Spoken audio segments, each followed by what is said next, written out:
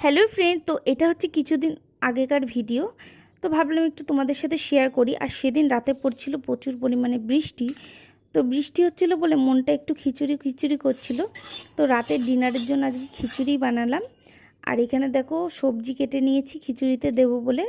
তো সবজির মধ্যে দিয়েছি গাজর, কুমড়ো, আলু, আর একটু লঙ্কা চিড়ে নিয়েছি, আর একটু আদা ছেঁচে করে নিয়েছি।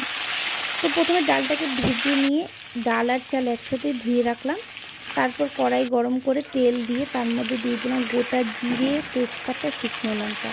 তো এটা একটু ভাজা ভাজা হওয়ার পর দিয়ে দিলাম সেই কেটে রাখা সবজিগুলো, আর চেরা লঙ্কা আর আদা বাটাটা।